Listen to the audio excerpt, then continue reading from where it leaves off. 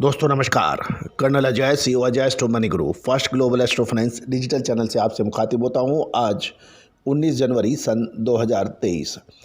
दोस्तों आपको याद होगा मूंगफली पर हमने आपको लगातार अपडेट दिए थे और मूंगफली के शानदार तेजी भी दर्ज हुई, जिसका पूर्व अनुमान हमने आपको सबसे पहले दिया था।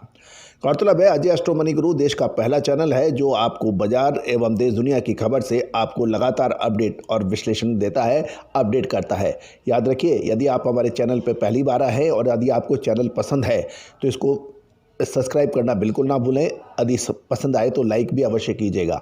एक और महत्वपूर्ण बात, बेल आइकन यानी घंटी के निशान को भी पुश कीजिएगा ताकि आप तक देश दुनिया की खबर सबसे पहले पहुंचाई जा सके। याद रखिएगा, यदि आप अपडेट हैं तो आप व्यापार व्यवसाय में दूसरों से आगे रहने में पूरी संभावना बनेगी, और यदि आप देश दुनिया की खबर से बेखबर हैं तो याद रखिए आपका मुनाफा इससे प्रभावित हो सकता है। आज के विषय में हम चर्चा करेंगे मूंगफली के ऊपर। जानिए पूरी रिपोर्ट विस्तार से।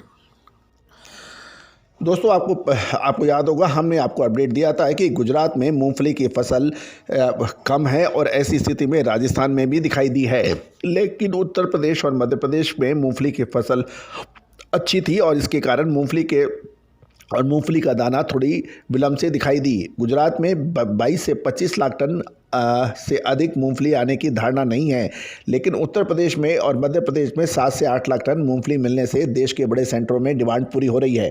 मूंगफली और मूंगफली दाने की लोकल डिमांड चालू वर्ष में धारणा से अच्छी रही, लेकिन किसी ने एक बहुत बड़ा स्टॉक करने का साहस भी नहीं किया।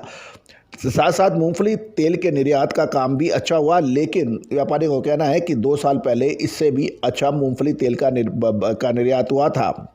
मूंगफली तेल का प्रति टन $1850 से $1870 के बीच में निर्यात का शानदार काम हुआ है, लेकिन फिलहाल मूंगफली तेल का निर्यात का भाव $1900 प्रति टन बताया जा रहा है। फिलहाल एक साथ व्यापारी को ये भी कहना है कि फिलहाल यदि 200 टन या 300 टन मूंगफली का तेल लेना हो तो मार्केट में एक साथ नहीं मिलता, उसके लिए 2 से 3 दिन प्रतीक्षा करनी पड़ती है। गौरतलब है कि टीजे और जावा वैरायटी के भावों में भारी तेजी आने के कारण अब 1 महीना मार्केट के अंदर स्टडी रहने की भी यानी बड़ा उतार चढ़ाव से कम रहने की संभावना है, क्योंकि आंध्र प्रदेश, तेलंगाना और कर्नाटक की शीतकालीन मूंगफली की फसल बहुत शानदार है और मार्च में उड़ीसा और तमिलनाडु की फसल भी मार्केट में आ जाएगी। ऐसी दशा के अंदर समय पर मुनाफा वसूल करना उचित रहेगा।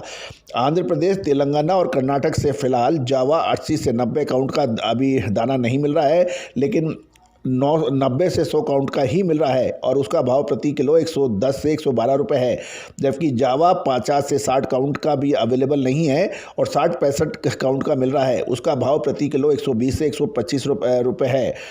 फिलहाल दोनों काउंट में लोकल डिमांड भारी होने से निर्यात का कामकाज कम हो रहा है और पूरे देश में मूंगफली की कमी होने से लोकल डिमांड फिलहाल आंध्र प्रदेश, तेलंगाना और कर्नाटक की ओर से पूरी हो रही है। 10% नमी की शर्त पर ही लोकल मार्केट में ज़्यादातर काम काज होने के समाचार है। अंतर्राष्ट्रीय बाजारों में सूडान की मूंगफली का भाव ऊंचे बोले जाने का असर भारतीय मूल की मूंगफली के निर्यात और डिमांड पर भी अच्छा रहा। सूडान की मूंगफली का भाव फिलहाल $1300 से अधिक बोला जा रहा है प्रति टन। बोल्ड वैरायटी की मूंगफली की फसल चालू वर्ष में कम होने से उसकी कमी लगातार बढ़ रही है, इससे बोल्ड मूंगफली दाने के भाव में अभी तेजी बन सकती है। गौरतलब है कि गुजरात में किसानों के पास अब 25 से 30% और व्यापारियों के पास 15 से 20% ही स्टॉक होने का अनुमान लगाया जा रहा है।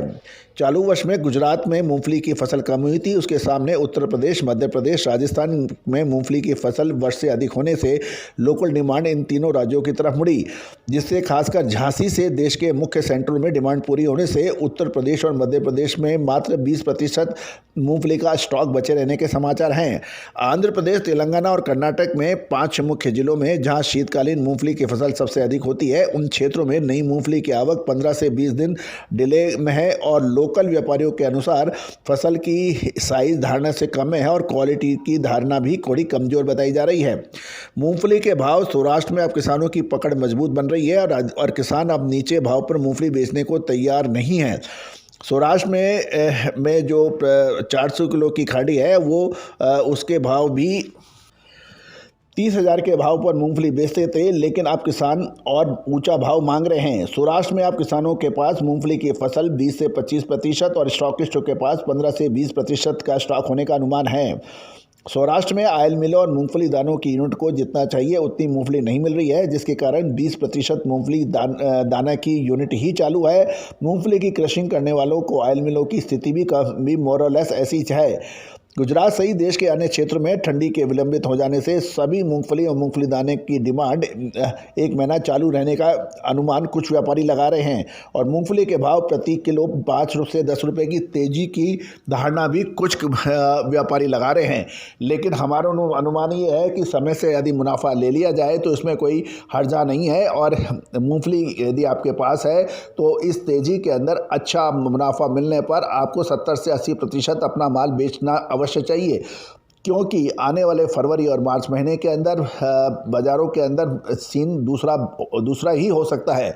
याद रखिएगा कि हम आपको जब समय से पहले आपको अनुमान देते हैं और समय से मुनाफा वसूली की भी बात आपसे करते हैं।